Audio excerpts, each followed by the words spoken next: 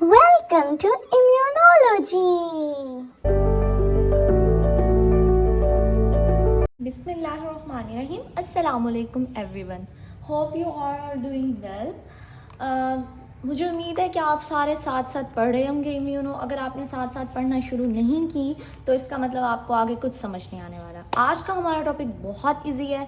Past paper के लिहाज से सिर्फ एक शॉर्ट क्वेश्चन कवर होगा और एमसीक्यूज़ के लिहाज से बहुत सारे एमसीक्यूज़ कवर होने वाले हैं। प्रीवियस लेक्चर में हमने अपने मैक्रोफेजेस के फंक्शंस देखे थे और हमने डेंड्रिटिक सेल्स को कवर अप किया था। अब हमारा टॉपिक है अपने neutrophil, eosinophil, basophil, mast cells को कवर करना और साथ में नेचुरल किलर सेल्स। सबसे पहले मैं ये बता दूँ, यूएचएस में जो शॉर्ट क्वेश्चन आता है वो नेचुरल किलर सेल्स का है और ये वाली टेबल आती है functions of natural killer sales की, ठीक है। उसके अलावा बाकी सारा एमसीक्यूज़ में कवर होगा और बहुत इंपॉर्टेंट है, सिर्फ कहानी है और कुछ भी नहीं है। ओके, सबसे पहले हमने क्या पढ़ा था अपने, आप लोगों को पता होगा इनेट सेल्स में, इनेट इम्यूनिटी में जो हमारे सेल्स हैं वो ये हैं और इनकी शेप अगर आपको याद है, इनका फंक्शन खुद ब खुद याद हो जाएगा। तो मतलब पैनिक करने की ज़रूरत नहीं है, कोई नई चीज़ नहीं पढ़ रहे। हमने मैक्रोफेजेस और डेंड्रिटिक सेल का पढ़ा था। हमने कहा था ये फेगोसाइटोसिस करता है, एंटीजन प्रेजेंटेशन करता है और साइटोकाइन की प्रोडक्शन करता है। ये तीन फंक्शन थे हमारे मैक्रोफेजेस के जो हमने कल कवर अप किए हैं। अब आप लोग neutrophil, eosinophil, basophil, mast cells, सबसे पहले ये देखो कि ये वाइट ब्लड सेल्स कौन से ग्रेन्यूल्स वाले हैं। हमने वाइट ब्लड सेल्स की 2 टाइप्स पढ़ी थी, हीमाटोलॉजी में भी और वैसे भी एफएससी में बचपन का नॉलेज है, हम पढ़ के आए थे। Wait a minute, okay.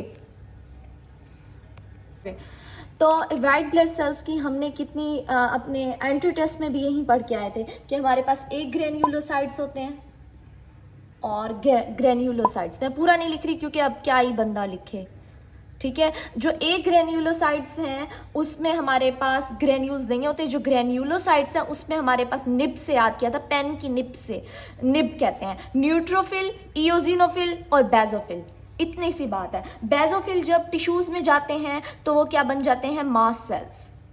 Basophil जब टिश्यूज़ में जाते हैं तो उसको हम कहते हैं मास्ट सेल्स बन गए। ओके, यहाँ तक हम क्लियर है। अब इन्हीं के फंक्शन से रिलेटेड, मतलब इसके नाम में ही इसका काम है। हमने अब क्या पढ़ना है आज के टॉपिक में, न्यूट्रोफिल, इओसिनोफिल, बेसोफिल और इससे रिलेटेड सिर्फ एमसीक्यूज़ कवर करने हैं, शॉर्ट क्वेश्चन नहीं आता। अच्छा, अब न्यूट्रोफिल का स्ट्रक्चर क्या था हम पढ़ते थे, उसमें क्या होते हैं इस तरीके से ग्रेन्यूल्स पड़े हुए होते हैं, तो हमने उसी से ही फंक्शन करना है। अब हमने जब पीआरआर्स पढ़ा था, पैटर्न रिकॉग्निशन रिसेप्टर्स, वो हमने पढ़े थे अपने मैक्रोफेजेस और डेंड्रिटिक सेल्स और मास्ट सेल्स में भी थे कुछ, ठीक है।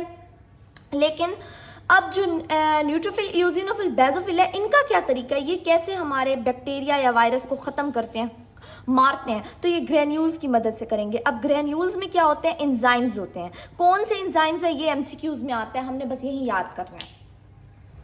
सबसे पहले ना हमारे एमसीक्यूज़ लिखे हुए हैं 3 एमसीक्यूज़ कि न्यूट्रोफिल के ग्रेन्यूल्स किस कलर के होते हैं, इओसिनोफिल के किस कलर के होते हैं और बेसोफिल के। हम इनको स्टेन करते हैं तो हमारे पास लेबॉर्ट्री में किस कलर के आते हैं। सबसे पहले आपको ये याद होना चाहिए। फिर इसका मारने का तरीका क्या है। अब मैं आपको इनके मारने का तरीका बताती हूँ, कैसे जो है ना किसी भी पैथोजन को, अगर कोई पैथोजन आ गया है, हमने प्रीवियस लेक्चर में जो देखा था वो पैथोजन डेंड्रिटिक सेल और मैक्रोफेज का तरीका देखा था कि वो पीआरआर्स लगा हुआ होता है और उस पर पैम्स और वो फैगोसाइटोस करता है, एंटीजन प्रेजेंटेशन करता है, भाग के टी सेल्स के पास जाता है और वो बी सेल्स को एक्टिवेट करते हैं और एंटीबॉडीज़ बनाते हैं, ठीक है। उसके अलावा अब हमारा है न्यूट्रोफिल, इओसिनोफिल और बेसोफिल। अब सबसे पहले एक का तरीका सुन लो, सबका आ जाएगा। न्यूट्रोफिल जो है उसमें क्या होते हैं, ग्रेन्यूल्स किस कलर के होते हैं, मैं आगे एमसीक्यूज़ बताती हूँ, ठीक है। ग्रेन्यूल्स, ये क्या करेगा, यहाँ हमारे ब्लड में ना ऑलरेडी एंटीबॉडीज़ पड़ी हुई होती हैं, सबको पता है कौन सी antibodies, IgG, IgE, IgM, game से हमने याद किया हुआ था, ऑलरेडी हमें पता है। तो सबसे पहले जो एंटीजन आता है या हमारा कोई पैथोजन आया हमारे बॉडी में, ठीक है, वो एंटीबॉडीज़ के साथ डायरेक्ट कंटैक्ट करता है। एंटीबॉडीज़ के ना रिसेप्टर लगा हुआ होता है न्यूट्रोफिल के ऊपर, यहाँ रिसेप्टर लगा होता है IgG का रिसेप्टर, ये MCQs में आता है। कौन सा रिसेप्टर है न्यूट्रोफिल के ऊपर?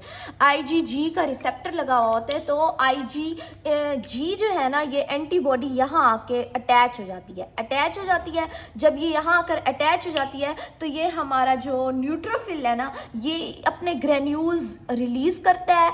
ग्रेन्यूल्स में कौन से एंजाइम्स है, इसको आपने रट्टा लगाना है। वो जाके एंटीजन या पैथोजन को किल कर देता है। तो ये एक न्यूट्रोफिल का तरीका है। एक तरीका न्यूट्रोफिल का ये है कि वो अपने एंजाइम्स को ग्रेन्यूल्स को रिलीज करेगा। दूसरा ये है कि फेगोसाइटोसिस भी कर सकता है, मतलब पूरा इनगल्फ करके ना फेगोसाइटोस कर ले, फेगोसाइटोसिस।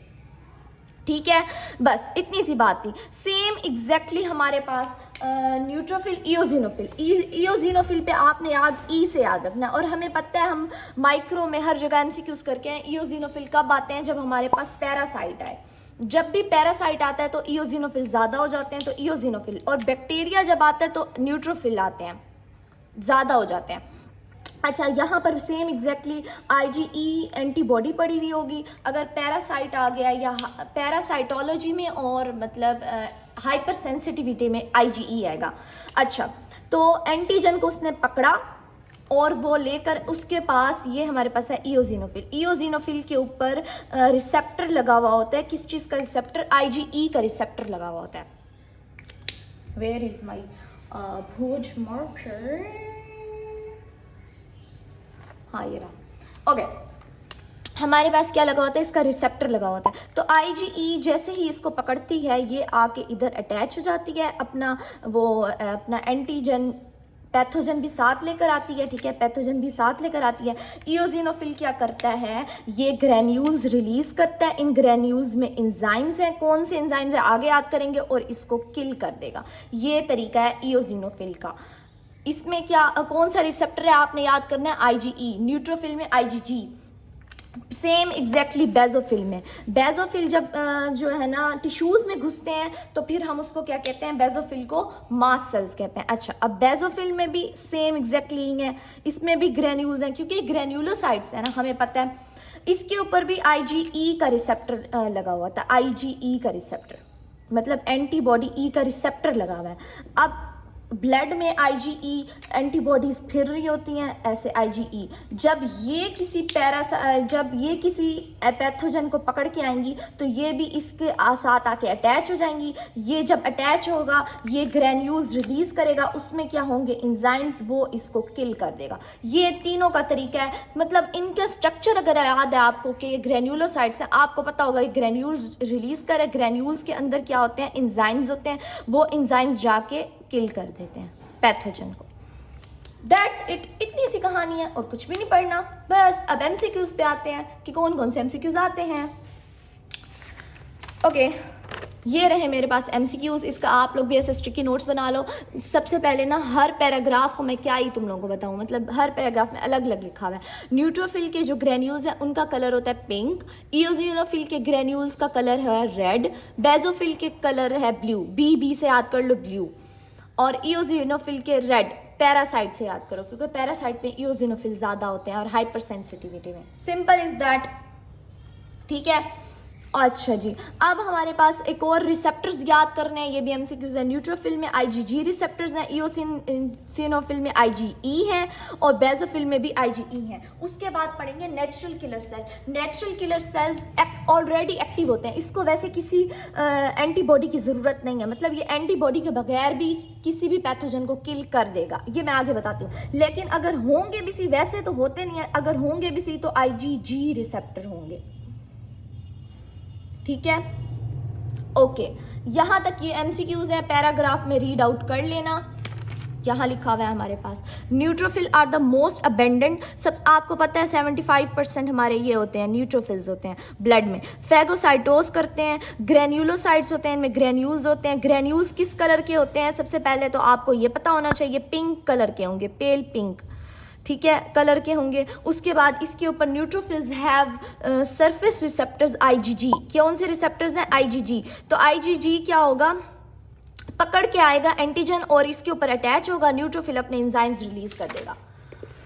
पूरा पढ़ने की ज़रूरत नहीं है। उसके अलावा IgG और C3b ये कम्प्लीमेंट सिस्टम में हम पढ़ेंगे। कौन सा कम्प्लीमेंट सिस्टम में पढ़ेंगे, ये ना क्या करते हैं, ये पूरा एक टॉपिक है, बहुत इंपॉर्टेंट है। अच्छा, IgG है और ना C3b क्या होता है, इसको ना फैगोसाइटोस करने में हेल्प करता है। ऑप्सोनाइजेशन में, ऑप्सोनाइजेशन क्या होता है, डिलीशियस बनाना बैक्टीरिया को, उसमें हेल्प करती है। ये आगे पूरा टॉपिक है। अच्छा, अब न्यूट्रोफिल एक्ट करती है टू एज स्वॉर्ड, मतलब कि 2 दिहाई तलवार नहीं होती, 2 उसके वो होते हैं, जो हमारा जोधा अकबर लगता था उसमें भी 2 दिहाई तलवार होती थी। ये इस तरीके से काम करती है, मतलब इसका एक पॉजिटिव साइड है और एक नेगेटिव साइड है। अगर न्यूट्रोफिल ब्लड में ज़्यादा हो जाए ना तो वो क्या करते हैं, हमारे टिश्यूज़ को भी डैमेज करते हैं। ये इसका नुकसान है। रुक जाओ, मैं तुम लोगों को दिखाती हूँ। मैंने तुम लोगों के लिए नोट्स भी बना लिए। आप लोगों ने नोट्स बनाने हैं, बना लो, क्योंकि एंड में जब आप लोग आगे बढ़ते जाओगे ये चीज़ें भूलती जाएंगी। एंटीबॉडी आया, ये एंड पैथोजन है, ये एंटीबॉडी है IgG, ठीक है। IgG ने पकड़ के न्यूट्रोफिल पे अटैच हुआ, न्यूट्रोफिल ने ग्रेन्यूल्स रिलीज किया और इसको फैगोसाइटोस कर लिया। अब इसकी पॉजिटिव साइड क्या है न्यूट्रोफिल की, ये माइक्रोबिसॉइडल है, मतलब कि फैगोसाइटोस करता है। ये एक अच्छी बात है कि ये पैथोजन को फैगोसाइटोस, लेकिन इसकी एक गंदी बात क्या है, ये टिश्यू को डैमेज करता है, क्योंकि ये देखो एंजाइम्स बाहर रिलीज कर रहे हैं ना, ग्रेन्यूल्स अपने रिलीज कर रहे हैं, उसमें क्या है एंजाइम्स, वो हमारे टिश्यू को भी डैमेज कर सकते हैं। ये इसका नुकसान है। अच्छा, अब लैब टेस्ट में हम क्या कराएंगे, लैब टेस्ट से मुराद कि जो हमारे ग्रेन्यूल्स हैं इसमें कौन से एंजाइम्स हैं, NGAL, जिसको लिपोकैलिन 2 भी कहते हैं। अच्छा, इसका भी एक इंपॉर्टेंट फंक्शन है, MCQ के तौर पे आता है, मैं आगे बताती हूँ क्या इसका फंक्शन है।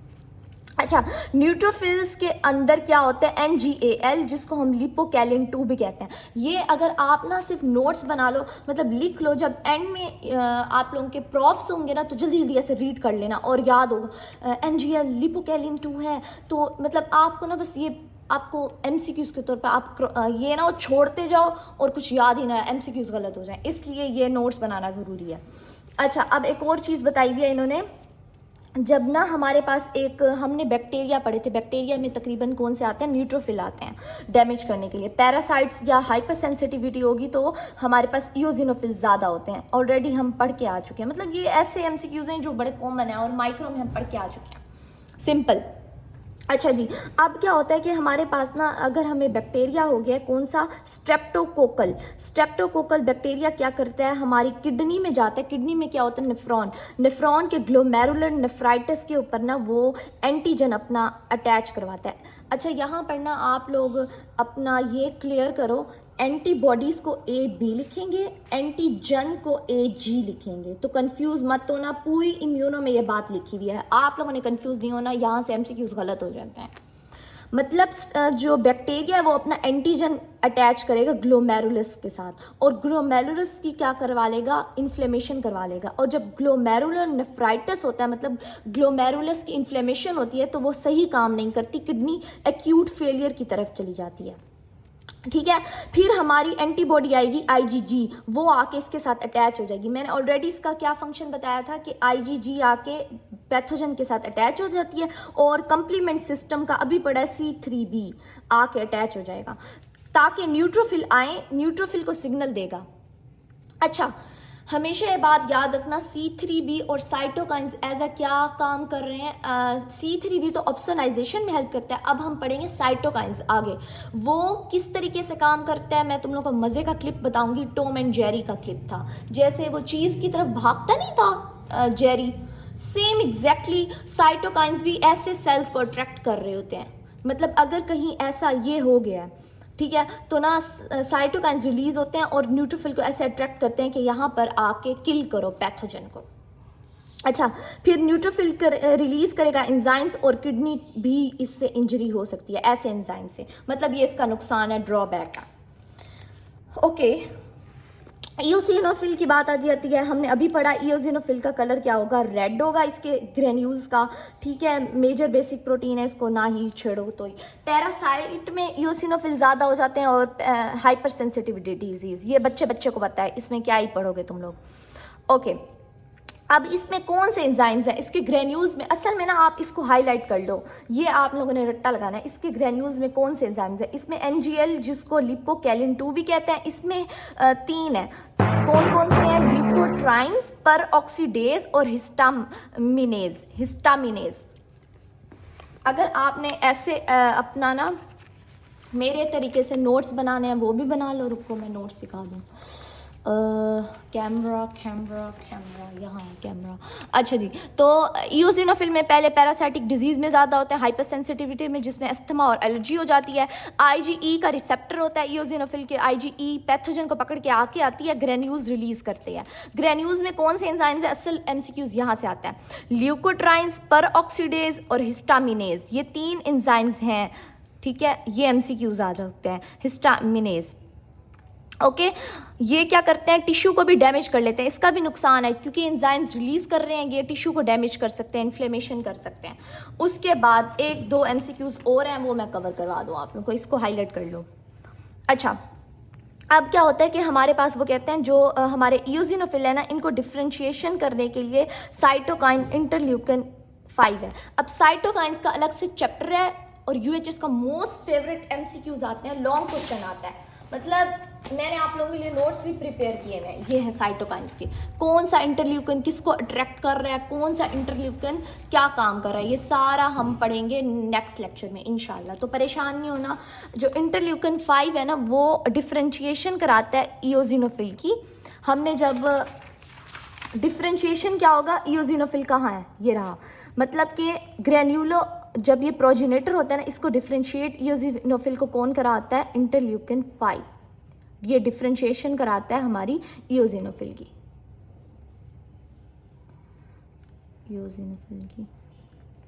ओके। अब जहाँ पर पैरासाइट आया हुआ होगा, जिस जगह पर फॉर एग्जांपल हमारे कहीं टिश्यू में पैरासाइट आया हुआ है इतना बड़ा सा, तो ना जिस टिश्यू में आया हुआ है ना, वो टिश्यू रिलीज़ करेगा हमारे पास ईओटॉक्सिन, ये क्या है, साइटोकाइन है। आपने इस साइटोकाइन को एज आ खुशबू लेना है, खाने की खुशबू, हमारा ना खुशबू लेना है, मतलब कि खुशबू आ रही है, यहाँ पर खाना रखा हुआ है, ईओटॉक्सिन एज अ खुशबू के तौर पे काम करेगा और अट्रैक्ट करेगा इओसिनोफिल को, इओसिनोफिल भागते हुए आ जाएंगे। जैसे आप इस क्लिप में देख रहे हो, जेरी को खुशबू आ रही है खाने की, चीज़ की, वो जो उसकी चीज़ होती है उसकी खुशबू आ रही है, वो भागता हुआ जा रहा है उसकी तरफ। बिल्कुल सेम एग्जैक्टली चीज़ को समझो, ये पैरासाइट है, ये खाने की चीज़ है इओसिनोफिल की। इओसिनोफिल को जैसे ही खुशबू आएगी ना, इओटॉक्सिन, ये खुशबू का नाम है ऐसे समझो, जैसे ये रिलीज़ होगा ना, खुशबू आएगी ना, तो फ़ौरन भागता हुआ जाएगा इओसिनोफिल पैरासाइट की तरफ। सेम एग्जैक्टली ऐसे काम हो रहा होता है हमारी इम्यूनोलॉजी में, हमारी इम्यून सिस्टम में। तो ये बड़ा प्यारा क्लिप है, इसलिए मैंने सोचा कि आपको दिखाऊं कि साइटोकाइंस इस तरीके से काम कर रहे होते हैं, इसलिए परेशान नहीं होना। साइटोकाइंस को हम पढ़ेंगे, बहुत इंटरेस्टिंग टॉपिक है और बहुत डिफिकल्ट भी है। अच्छा जी, अब हमारे पास आ जाते हैं बेजोफिल। बेजोफिल का हमें पता है कि ब्लू कलर के ग्रेन्यूल्स होते हैं। हमें ये पता है कि ये मास्ट सेल्स जब टिश्यू में जाते हैं तो जब बेजोफिल टिश्यू में जाते हैं तो उनको मास्ट सेल्स कहते हैं। अब इसमें कौन कौन से इसके ऊपर रिसेप्टर होता है, IgE का सेम रिसेप्टर होगा। उसके बाद ये क्या करेगा, कौन से एंजाइम्स रिलीज़ करेगा अपने ग्रेन्यूल्स में, जो ये करेगा प्री फॉर्म्ड इन्फ्लेमेटरी मेडिएटर्स, मतलब ऐसे मेडिएटर्स रिलीज़ करेगा जो इन्फ्लेमेशन कॉज कर रहे हैं, जिसमें हिस्टामीन्स आ जाएगा, प्रोटियोलाइटिक एंजाइम्स, प्रोटियोग्लाइकन्स, हेपरिन आ जाएगा, प्रोस्टाग्लैंडिन्स और ल्यूकोट्राइन्स। इसको हाईलाइट कर लो, रट्टा मार लेना, जब प्रॉफ नज़दीक हो तब रट्टा मार लेना, भूल जाते हैं वैसे भी, ओके। अब हमारे पास आ जाता है मज़े की MCQs। जब ना ये जो हमारे बेजोफिल है ना, इसका आप लोग ऐसे नोट्स बना लो छोटे छोटे, ताकि आपको ना प्रॉफ के टाइम पूरा रीड आउट ना करना पड़े। ओहो, ओके। अच्छा, अब ना इसमें एक MCQs है, ये आता रहता है जब इन्फ्लेमेशन की वजह से एलर्जी हो जाएगी, मतलब जहाँ पर बेजोफिल होगा ना वहाँ इन्फ्लेमेशन तो होगी क्योंकि ग्रेन्यूल्स रिलीज़ हो रहे हैं, तो वहाँ हो जाएगी एलर्जी। अगर थोड़ी सी एलर्जी हुई है उसको कहेंगे यूर्टिकेरिया, और अगर ज़्यादा एलर्जी हो जाएगी तो सिस्टेमिक एनाफाइलैक्सिस भी होगा। सर ने मुझसे MCQs पूछा था एनाफाइलैक्सिस क्या होता है, मुझे पता ही नहीं था पहले, मतलब जब स्टार्ट में सर ने इम्यूनो स्टार्ट कराएगी ना, तो आप लोगों ने, मैंने फिर जाके चैट जीपीटी से पूछा था क्या होता है एनाफिलैक्सिस बेसिकली हाइपर सेंसिटिविटी का, वो हम अलग टॉपिक में पढ़ेंगे, इसलिए वहीं एक्सप्लेन करूँगी। अभी बस 2 MCQs याद कर लो कि बेजोफिल जब रिलीज़ होता है तो उसकी वजह से अगर थोड़ी सी एलर्जी हुई तो यूर्टिकेरिया कहेंगे, और अगर ज़्यादा हुई तो सिस्टमिक एनाफिलैक्सिस भी हो सकता है, और ये हमारे MCQs आ सकते हैं UHS में। अब हम अपने UHS के शॉर्ट क्वेश्चन पे चलते हैं। नेचुरल किलर सेल्स क्या होते हैं और इनको नेचुरल क्यों कहा जाता है, ठीक है, क्यों? अच्छा, इसका एक बड़ा इंपॉर्टेंट MCQs है, आपसे वाइवा में पूछा जा सकता है कि नेचुरल किलर सेल्स को नेचुरल क्यों कहा जाता है। अब जैसे हम हमेशा हर सेल को कह रहे हैं ना, जैसे T सेल्स को हमने कहा था एक्टिवेट करने के लिए कौन जाता है, antigen presenting cells, dendritic cell भाग के जाता है T सेल्स को एक्टिवेट करने के लिए। हर सेल को एक्टिवेट करने के लिए कौन आ रहा है? अब जैसे हमने बेजोफिल का पढ़ा, इओजिनोफिल का पढ़ा और न्यूट्रोफिल का पढ़ा, हमने कहा इसको एक्टिवेट करने के लिए एंटीबॉडी आके अटैच हो रही है। लेकिन नेचुरल किलर सेल्स वाहिद सेल्स हैं जिसको एक्टिवेट करने के लिए एंटीजन की ज़रूरत नहीं है, उसको पता चल जाता है बस एंटीजन आया हुआ है, मैंने एक्टिव होना है, वो ऑलरेडी एक्टिव है, मतलब उसको ना किसी एंटीजन की किसी सिग्नल की ज़रूरत नहीं है। जैसे हमने T सेल्स के बारे में पढ़ा हुआ है अब तक बचपन, अब ऐसे समझो हम बचपन से लेकर पढ़ रहे हैं। हमने क्या पढ़ा था कि जो डेंड्रिटिक सेल्स है भाग के जाता है T सेल्स के पास उसको एक्टिवेट करने के लिए, और यहाँ से साइटोकाइन्स रिलीज होते हैं T सेल्स को एक्टिवेट करने के लिए। सेम एग्जैक्टली हमने अभी पढ़ा है न्यूट्रोफिल, इओजिनोफिल, बेजोफिल का, कि इनको एक्टिवेट करने के लिए क्या होता है, हमारे पास एंटीबॉडीज़ लग रही होती हैं, ठीक है। लेकिन नेचुरल किलर सेल्स वाहिद सेल है जिसको एक्टिवेट करने के लिए किसी चीज़ की ज़रूरत नहीं है, ना एंटीबॉडी की, ना किसी साइटोकाइन की, ना ही किसी एंटीजन की। ये ऑलरेडी एक्टिव हैं, ये मतलब बड़े अच्छे सेल्स हैं, ये एक्टिव ही होते हैं हमेशा के लिए। ओके, यहाँ से एक तो शॉर्ट क्वेश्चन आता है, ये पूरी टेबल के functions of natural killer sales बता दें। दूसरा शॉर्ट क्वेश्चन UHS का मोस्ट फेवरेट आता है ADCC। मुझे तो पता ही नहीं था ADCC किसे कहते हैं, लेकिन ये पूरा टॉपिक जो है ना मैं तुम लोगों को बता देती हूँ। पहले ये हम पढ़ेंगे एंटीबॉडी वाले चैप्टर में, लेकिन अभी इस बात का मतलब समझ लो। ADCC क्या होता है? Antibody dependent cellular cytotoxicity. इस बात का क्या मतलब हुआ? वेट अ मिनट, अभी हम पढ़ के आए हैं सारे कि जिस सेल को एंटीबॉडी की ज़रूरत है एक्टिव होने के लिए उसको क्या कहेंगे? वो एंटीबॉडी डिपेंडेंट है, antibody dependent cytotoxic cellular activity. मतलब एंटीबॉडी पर डिपेंड है, इसकी सेल की एक्टिविटी ना एंटीबॉडी पर डिपेंड है। चाहे वो इओजिनोफिल उठा लो, चाहे वो न्यूट्रोफिल उठा दो, बेजोफिल उठा लो या इओजिनोफिल, मतलब ये तीनों एंटीबॉडी पर डिपेंड है। न्यूट्रोफिल NEB से याद किया था ना, NEB। अच्छा अब ना न्यूट्रोफिल का हमें पता है IgG रिसेप्टर होते हैं, इसको आके एक्टिवेट, इओजिनोफिल को IgE, बेजोफिल को भी IgE। लेकिन नेचुरल किलर सेल्स का अभी हमने पढ़ा कि नेचुरल किलर सेल्स के नाम से ही जाहिर है नेचुरल है, ये एक्टिवेटेड है, इनको किसी एंटीबॉडी की ज़रूरत नहीं है। ये एंटीबॉडी डिपेंडेंट साइटोसेलुलर टॉक्सिसिटी नहीं करते। अच्छा करते हैं, मतलब एंटीबॉडी पे डिपेंडिंग है। लेकिन अगर IgG आ भी जाती है इसको एक्टिव करने के लिए तो अच्छी बात है, लेकिन ज़रूरत नहीं है इसको। मतलब अगर एक चीज़ नहीं भी है कोई फ़र्क नहीं पड़ता, लेकिन अगर वो आ गई है आपके पास तो भी अच्छी बात है, ये वाली बात है बस, और कुछ भी नहीं है। ये शॉर्ट क्वेश्चन आता है UHS का मोस्ट। ADCC क्या है? मैंने सिर्फ मतलब बता दिया कि एंटीबॉडी पर डिपेंड है उसकी साइटोसेलुलर टॉक्सिसिटी। सेम एग्जैक्टली हमारे पास नेचुरल किलर सेल्स की शक्ल कैसी है मैं तुम लोगों को दिखा दूँ। यहाँ तो नहीं बनी हुई, दिस वन। ओहो कैमरा टेढ़ा है मेरा, अल्लाह ताला, इतनी वीडियो बना ली और कैमरा टेढ़ा। अच्छा जी, नेचुरल किलर सेल्स में देख रहे हो ग्रेन्यूल्स हैं। अब इसमें भी क्या होंगे? इंजाइम्स होंगे। कौन से इंजाइम्स हैं ये आपने याद करना है। इसमें भी क्या है? ग्रेन्यूल्स हैं, लेकिन ये कौन से हैं? लिम्फॉइड प्रोजेनी से निकला हुआ था ना, मैंने पहले भी MCQs बताया था। ये काम इनेट सेल्स में करते हैं, इनेट इम्यूनिटी में, लेकिन ये बनते लिम्फॉइड प्रोजेनेटर से। ये कौन से हैं? ग्रेन्यूलोसाइट लिम्फोसाइट, इसको कहेंगे ये ग्रेन्यूल्स वाले लिम्फोसाइट्स हैं नेचुरल किलर सेल्स को। अब यहाँ आ जाओ, यहाँ बुक में MCQs भी लिखा हुआ है ये। यार मुझे पता नहीं कैमरा क्यों टेढ़ा लगता है हर टाइम। अच्छा जी, अब हो क्या रहा है हमारे पास, क्या है ये ला ला ला ला ला ला ला ला ला ला ला, हमने कह दिया ये वो है। उसके बाद इसमें जो एंजाइम्स होते हैं वो परफोरेंस और ग्रेन्यूल्स होंगे। मतलब परफोरेंस क्या होता है कि जो सुराख पैदा कर देता है, किसी भी सेल को मारने के लिए सुराख पैदा करता है और उसको पूरा किल कर देता है। अब इम्पॉर्टेंट एमसीक्यूज़ है कि नेचुरल किलर सेल्स के दो इम्पॉर्टेंट फंक्शंस हैं। ये जब वायरस आता है ना तब उसको ख़त्म करने के लिए, और ट्यूमर सेल्स जब हमारे बॉडी में ट्यूमर बन रहे होते हैं। आपको पता है हमारी इम्यूनिटी इतनी स्ट्रांग है, हमारी बॉडी में ट्यूमर हर टाइम बनने का ख़तरा होता है, लेकिन जो हमारे नेचुरल किलर सेल्स हैं वो उसको ख़त्म कर डालते हैं। नेचुरल किलर सेल्स अगर वायरस आए उस सेल को भी ख़त्म कर देते हैं और ट्यूमर सेल को भी। अच्छा, ये प्रोड्यूस करते हैं इंटरफेरॉन गैमा जो एक्टिवेट करते हैं मैक्रोफेजिस को।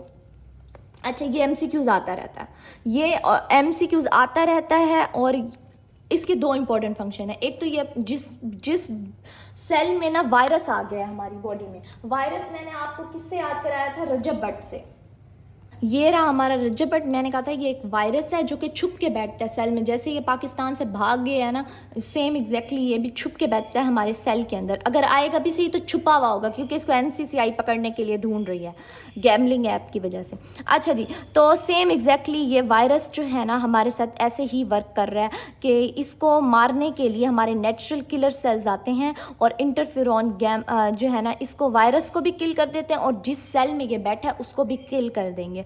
और ये इंटरफेरॉन गैमा रिलीज़ करेंगे ताकि मैक्रोफेज आएँ, और अगर हमारी बॉडी में कहीं बैक्टीरिया आया हुआ है तो उसको बैक्टीरिया को भी किल कर दें। इसके दो इंपॉर्टेंट फंक्शन ये हैं। उसके अलावा ये पूरी टेबल आपको याद करनी है। अब इसका इंपॉर्टेंट फंक्शन क्या है, एक एमसीक्यूज़ है, मैंने ऑलरेडी बताया हुआ था। हर न्यूक्लिएटेड सेल्स के ऊपर MHC1 होता है, और जो हमारे APCs हैं एंटीजन प्रेजेंटिंग सेल्स, जो कि मैं ऑलरेडी चीख के बता चुकी हूँ एंटीजन प्रेजेंटिंग सेल्स कौन से हैं, डेंड्रिटिक सेल, मैक्रोफेजिस और बी सेल्स। इनके ऊपर क्या लगा होता है, MHC2। लेकिन जो हमारे तमाम न्यूक्लिएटेड सेल्स हैं उनके पास MHC1 होगा। तो जैसे ही जिस सेल में वायरस आया हुआ होगा, जिस सेल में वायरस आया हुआ होगा उस सेल के ऊपर MHC1 नहीं होगी, है वो हमारा हर सेल न्यूक्लिएटेड सेल्स है, सिवाय रेड ब्लड सेल्स। और जैसे ही नेचुरल किलर सेल्स देखेगा ना कि इसके ऊपर MHC1 नहीं है, उसको समझ आ जाएगी कि इसके अंदर वायरस आया हुआ है, वो उस पूरे सेल को किल कर देगा। ये पूरी बात यहीं लिखी हुई है, ये कहानी है। मतलब कि ये एक ऐसा फीचर है नेचुरल किलर सेल्स का कि MHC1 नहीं है, मतलब अंदर घुस गया है हमारा बैक्टीरिया या वायरस, उसने ख़त्म कर दिया MHC1 को। तो नेचुरल किलर सेल्स पहचानेगा इसके ऊपर MHC1 नहीं है, उसको किल कर देगा। ओके, इतनी सी कहानी थी। उसके अलावा ये इंटरल्यूकिन 12 प्रोड्यूस करता है मैक्रोफेजिस और इंटरफेरॉन अल्फा और बीटा। वायरस जिस अब ना ये साइटोकाइंस में अलग से भी ये टॉपिक पढ़ेंगे और इसको हाईलाइट भी कर लो। जिस सेल के अंदर एक तो वायरस घुसा है वहाँ MHC1 नहीं होगा, नेचुरल किलर सेल्स ऐसे पहचान लेगा और आके इसको किल कर देगा। और दूसरा ये कि जिस सेल के अंदर वायरस घुसा हुआ बैठा है ना, वो हमारा सेल सिग्नल दे रहा है इंटरल्यूकिन 12 कि भाई आओ, मैक्रोफेजिस और इंटरफेरॉन अल्फा और बीटा रिलीज़ कर रहे हैं, आओ नेचुरल किलर्स खा लो, इसको मार दो। इंटरफेरॉन 12 वो मैक्रोफेजिस के लिए रिलीज़ कर रहा है कि तुम भी आओ, और इंटरफेरॉन अल्फा और बीटा वो नेचुरल किलर सेल्स के लिए रिलीज़ कर रहा है कि तुम भी आओ और मुझे खा जाओ। और मैंने ऑलरेडी बताया इंटरल्यूकिन 12 या इंटरफेरॉन अल्फा और बीटा कैसे वर्क करते हैं। ये साइटोकाइंस हैं और ये खुशबू देते हैं। मतलब ये हमारे natural killer sales, for example natural killer sales आप समझ लो, ये है नेचुरल किलर सेल्स, उसको खुशबू आ रही है कि यहाँ अंदर वायरस बैठा हुआ है, रजब भट्ट बैठा हुआ है, आओ इसको किल कर दो। Simple is that. ओके, अब आ जाते हैं अपने इस टेबल पे, थोड़ा सा इसको पढ़ लेते हैं। इसमें आपने बस ये याद रखना है कि ये हमारे पास क्या है, ग्रैन्युलर लिम्फोसाइट्स हैं। इनके ऊपर टी सेल रिसेप्टर मैंने ऑलरेडी बताया, ये ऑलरेडी एक्टिवेटेड होते हैं। इनके ऊपर ना टी सेल रिसेप्टर है ना CD3 प्रोटीन्स हैं, ये याद करना पड़ेगा। ना IgM है ना IgG है, अगर होगी भी सही तो IgG होगी, वरना नहीं हो सकती। ये एक्टिवेटेड, ये थाइमस में डेवलप नहीं करते, इसका आपको टी सेल्स में समझ आएगी ये बात। Activity not enhanced by prior exposure, मतलब ये ऑलरेडी एक्टिव हैं, इनको एक्टिव करने के लिए किसी चीज़ की ज़रूरत नहीं है। इनके पास कोई मेमोरी नहीं है, जैसे हमने टी सेल्स और बी सेल्स के पढ़ी थी ना, उनमें मेमोरी होती है। क्योंकि ये इनेट के सेल्स हैं तो इनमें मेमोरी नहीं है, ये इनेट के सेल्स हैं। आपको पता है, MCQs मैंने आपको प्रीवियस लेक्चर में बताया था, ठीक है। बनते लिम्फॉइड प्रोजेनी से हैं इनेट सेल्स।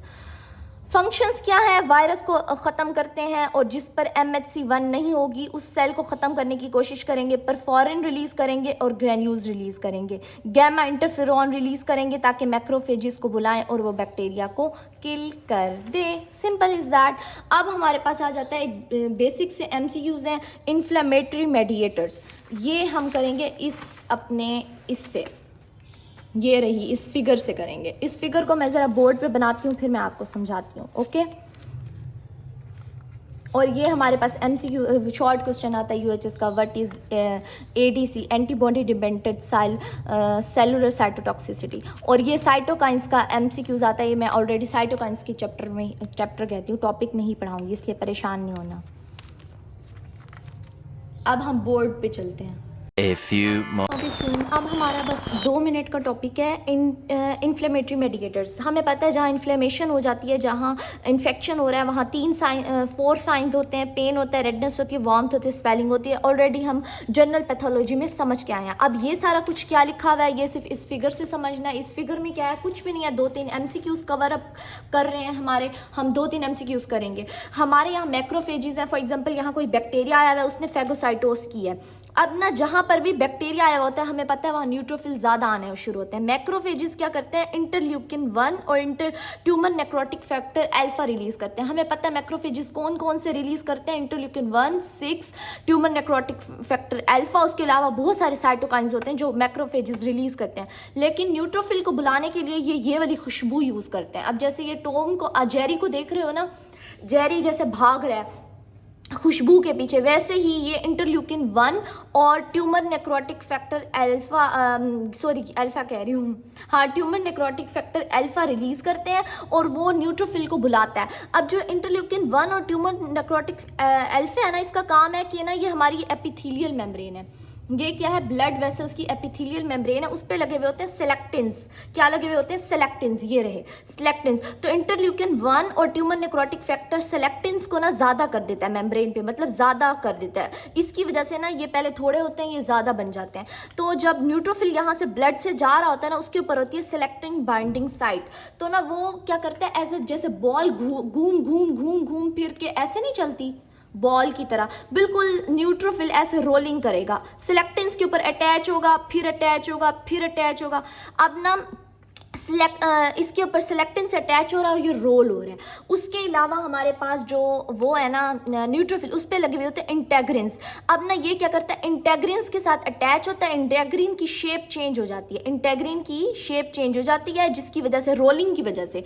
तो ये अब ना न्यूट्रोफिल अपनी शेप चेंज करता है, उसके बाद ये इस तरीके से शेप बना लेता है कि एपिथेलियम के अंदर से घुस के ये न्यूट्रोफिल के पास चला जाता है। तो जहाँ बैक्टीरिया आए हुए हैं तो वहाँ न्यूट्रोफिल भी आ जाते हैं। इस तरीके से सिर्फ ये MCQs हैं 2-3, एक सेलेक्टिन का कि इसके ऊपर सेलेक्टिन होती है और इंटेग्रिन का, और 2 ये MCQs हैं कि इंटरल्यूकिन 1 और ट्यूमर नेक्रोटिक फैक्टर अल्फा से सेलेक्टिन्स ज़्यादा होते हैं। न्यूट्रोफिल उस पर रोलिंग कर जाता है, इंटेग्रिन की वजह से उसकी शेप चेंज हो जाती है और वो घुस के मैक्रोफेज के पास चला जाता है। इतनी सी कहानी थी बच्चों वाली, 2-3 MCQs कवर करते हैं। नेक्स्ट हमारा टॉपिक होगा cytokines, which is very very very important. और मैं आपको मज़े की चीज़ बता दूँ, ये UHS का मोस्ट फेवरेट साइटोकाइन से शॉर्ट क्वेश्चन है। इसके अलावा 10 नंबर का लॉन्ग क्वेश्चन आता है।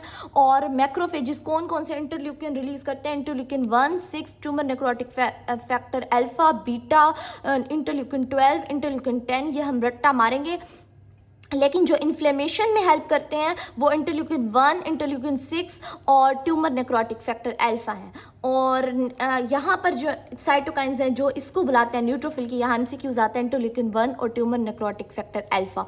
और सेलेक्टिन्स को ये ज़्यादा करता है। और यहाँ पर क्या होता है, इंटेग्रिन्स लगे हुए होते हैं, उसकी शेप चेंज हो रही होती है, जूम इन कर लेते हैं, इंटेग्रिन्स लगे हुए होते हैं, उसकी शेप चेंज हो रही होती है जिसकी वजह से रोलिंग होती है और ये शेप चेंज करके अंदर घुस जाता है ये हमारा न्यूट्रोफिल, और ये मैक्रोफेज के पास चला जाएगा।